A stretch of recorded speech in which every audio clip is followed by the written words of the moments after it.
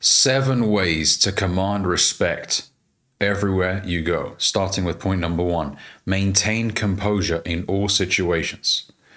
There's an ancient Greek philosophy called Stoicism, which is defined as the endurance of pain or hardship without the display of feelings and without complaint, with key emphasis on the last 2 words, without complaint. You get on with it. You're going to experience emotions of frustration, anger, sadness. You're a human being. You're not a robot. When these emotions inevitably visit you, allow them to rush through your body. But remember that your reaction is in your control. Right? A lot of men, unfortunately, lash out or they completely break down when something happens. And that ends up affecting them and affecting those around them.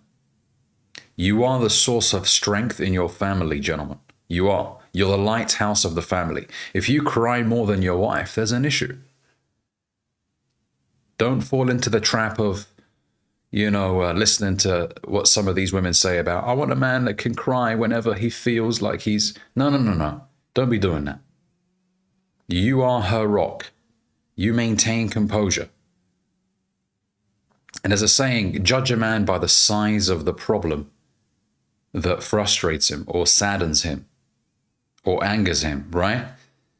There are guys out there that completely break down because there's a lot of traffic on the way back from work, and they lash out and they get really angry and they get out of their car and, they create a scene. And oftentimes a lot of these guys get punched in the mouth by somebody because they're walking up to him trying to instigate an issue. When you lose control, there are consequences, gentlemen. There are. You hurt yourself and you make yourself look weak and pathetic. Really? You're willing to potentially get killed over traffic. There are guys that will cry because their manager said something upsetting to them. I mean, come on.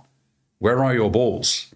And I know this may sound like toxic masculinity, or this may sound misogynistic, but I'm just keeping it real, gentlemen. The truth hurts, right? You must ensure that you remain composed because it's in your best interest to calm down, take a deep breath, and assess your response. Lashing out immediately shows that you have no control. You're impulsive. Straight away. There are guys that, have an argument with their spouse and then suddenly start going berserk, throwing shit. Some men can't control their anger to the extent where they are willing to put their hands on a woman, which is the most cowardly and pathetic thing any man can resort to. Getting physical. And that all stems from a lack of emotional control. These are the most dangerous people in the world. It's not the men that are calm and collected. It's those that don't know how to control their emotions because they may do something extremely harmful to the people around them and to themselves. So maintain composure. And remember your responsibility within society, within your family, within your household. Your kids look up to you. Your spouse looks up to you. Do not be an emotional wreck. Even if you just want to crumble inside. Hold it together for the sake of your family. If you want to, break down and let those emotions out, do that by yourself or around somebody, a strong masculine figure in your life that you can trust, that won't use it against you or, abuse that circumstance, so to say. Okay? So maintain composure. In business, this will serve you. In relationships, this will serve you. In every aspect of your life, this will serve you. And it's always attractive to women, if we're talking about relationships here. It's attractive when a man is calm and composed.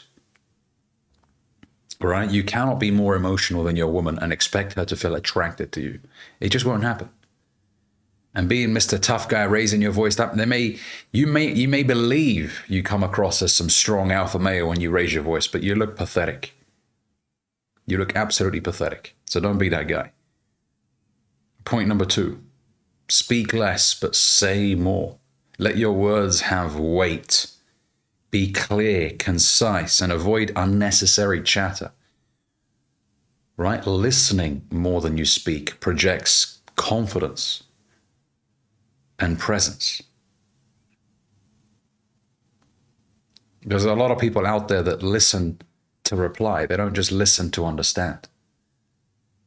Be the kind of guy that listens to understand, to really connect with this individual. I see it in social situations all the time. A group of friends will be out and I'd hear them talking to each other. And you can just see that they're just spitting words at each other. No one's really trying to understand what the other person's saying. You don't see someone like, really looking into his friend's eyes and being like, okay, being deeply connected in that moment, listening to what this person is saying. It's just like a game of ping pong. They just, it's my turn to speak now. And they just, no one's really connecting. Even in relationships, this will serve you. When you do something nice to your spouse, it comes from a place where you've really thought about it from your heart.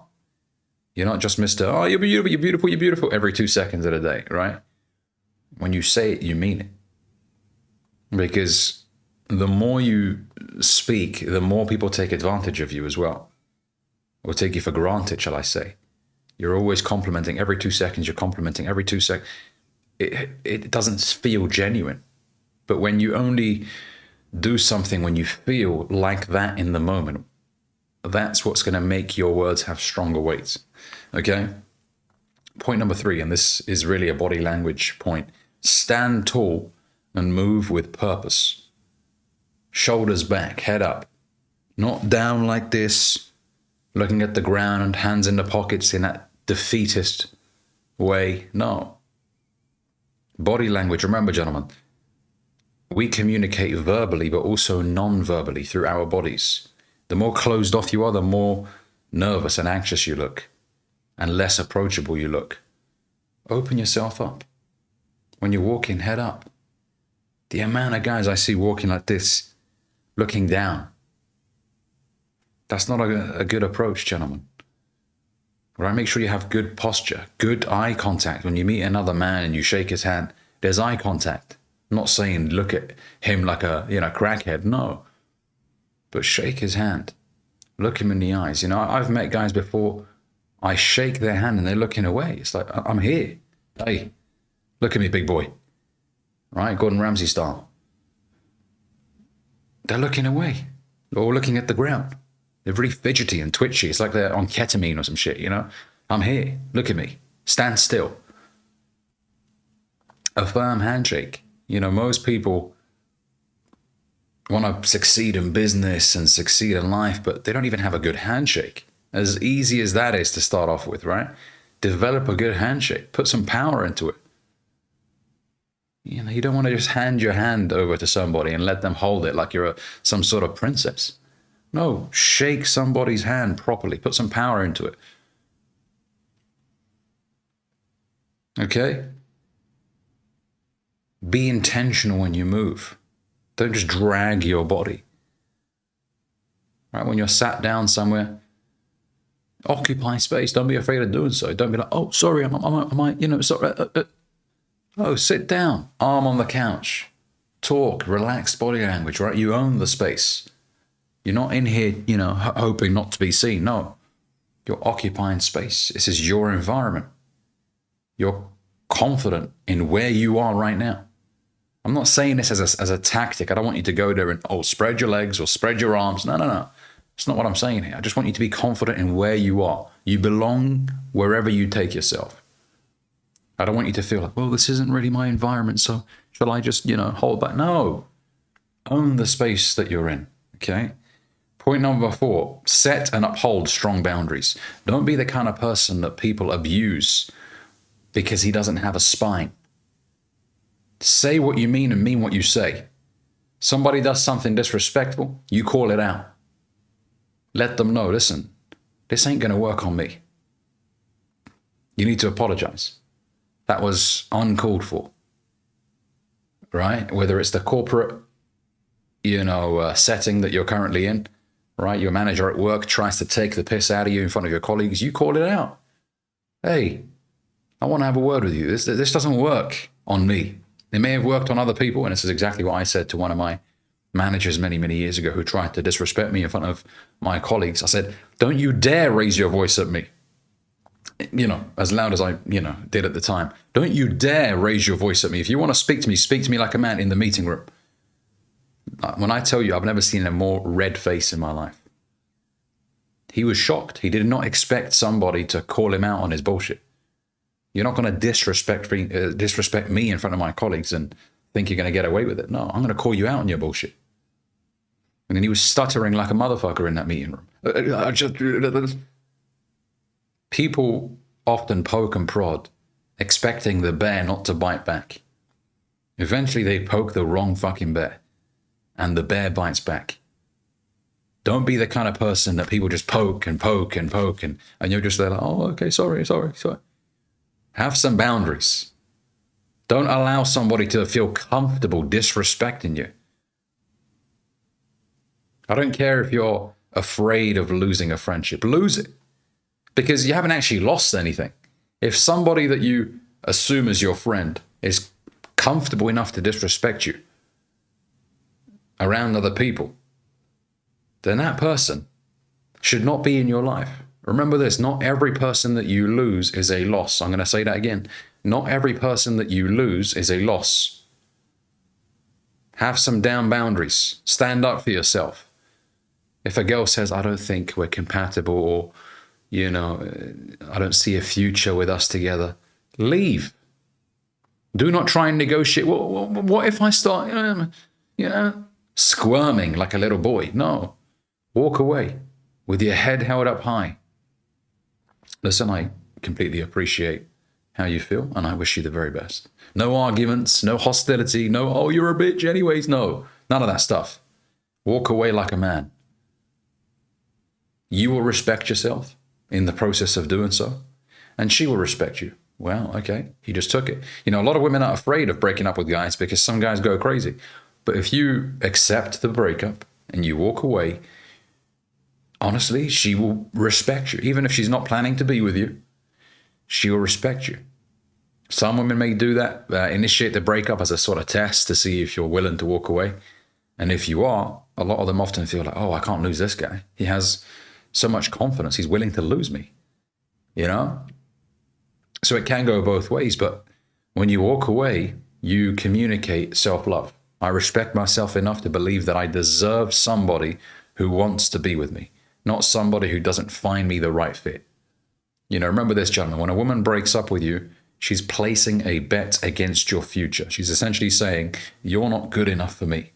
So I sit there and try and negotiate. What if I start buying flowers every Tuesday? What if I start, making you your favorite cakes? And no, you're not going to negotiate. There's a saying from Corey Wayne, the strongest negotiating position is the ability to walk away and mean it. I'm going to say that again. The strongest negotiating position is the ability to walk away and mean it. That's what makes people think, oh, hang on a second. This guy is actually not kidding. He's serious. Well, I thought he was playing around. He's gone. Right? Point number 5.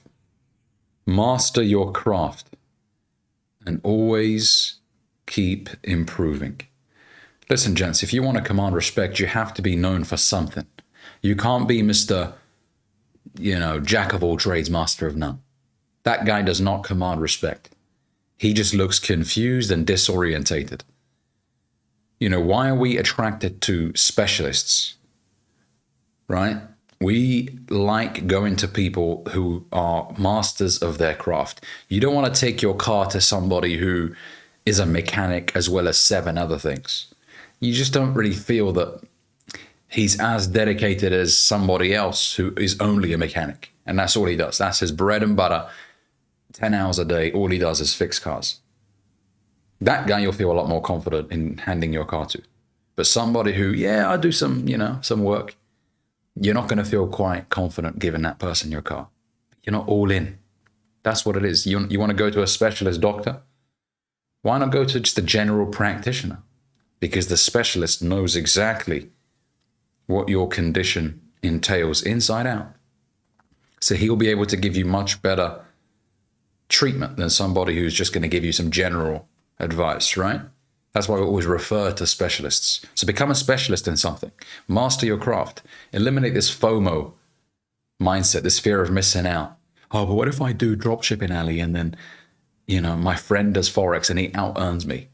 Listen, you will succeed in whichever craft that you solely focus on. There are a million ways to make $1 million. What may work for somebody else may not work for you. Your friend may be a very successful trader, but trading isn't really aligned with your skill sets and what comes naturally to you, for example. Now, of course, things can be learned, but don't feel like, well, I've missed out on trading. It just may not be your thing. The best scenario is for you to pursue your gift. And your gift is the thing that you do the best with the least amount of effort. It just comes naturally to you. You just find yourself doing it without really having to stress. That's your gift, okay? So master your craft. Become obsessed with one thing. There's a great book on my shelf there called The One Thing. And another great book I would recommend from Robert Greene is called Mastery. The importance of just mastering one thing, okay? Point number 6, keep your word always. Your word has to have weight.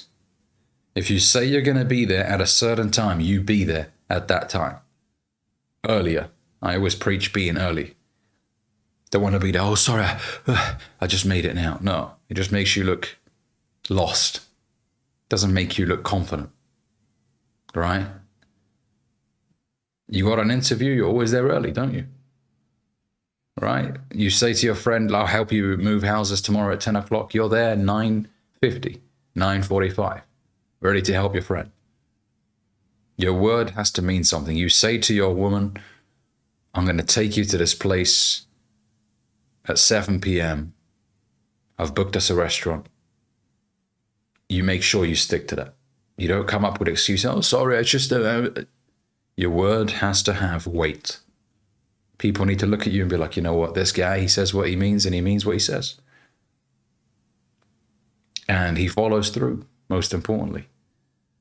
If he says he's going to do something, he does it without fail. He just gets it done. You want to be that guy. People trust, you know what, he'll get the job done.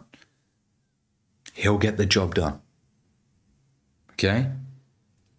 And last but not least, treat everyone with decency without being a doormat. Whether it's a cleaner, a security guard, a air hostess, treat people with respect. It says a lot about you when you do so. When you cause unnecessary grief to other people, it does not reflect well on you. It makes you look like a difficult person.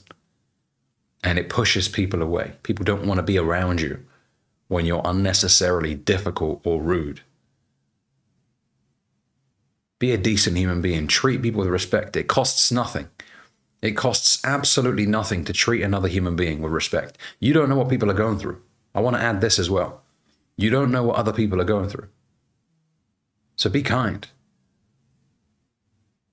Someone out there is dealing with new information that his mother's just been diagnosed with cancer and he's stressed, and you are angry because he's driving a little bit slowly, and so you decide to cut him up, go in front of him, hit the brakes, get out your car, and you're shouting at him, what are you doing? You don't know that this person has just received news that his mum has been diagnosed with cancer. That's one example. People go through a lot. Human beings go through a lot. Be understanding. You know what? It's not worth it. It's not worth it right now causing a scene over what? Someone being a little bit slow in front of me? It's not worth it. I'm going to give them the benefit of the doubt. You know what? Maybe this person's gone through a lot today. I'm not going to cause a fuss. If I find an opportunity to overtake, I will do so. If not, I may be a little bit later than I expected, but it's not worth being hostile and aggressive over something small. In the grand scheme of things, this little traffic situation you got is not going to matter in 5 years, is it? You'll forget about it within a month. But the way you ensure it stays in your life forever is if you go out and do something stupid and harm another human being, and you extend courtesy to people. Give them the benefit of the doubt. You don't know what they're going through. It costs nothing just to give them that benefit of the doubt. You know what? Maybe he's gone through a lot. I'll leave him to it. Okay? So thanks for watching this video. If you enjoyed it, make sure you give it a like. For those of you that don't know, I run a community on School called the Top 3%, where I teach men how to improve in their communication skills, in their style, their charisma, relationships, amongst many other things. Feel free to check it out in the link in the description below. I'd love to welcome you into the community. New members get a 30-minute coaching call with me for free when they join. So feel free to do so. The price will be going up very, very soon. And I look forward to seeing you guys on the other side. Thanks very much. Have a good day.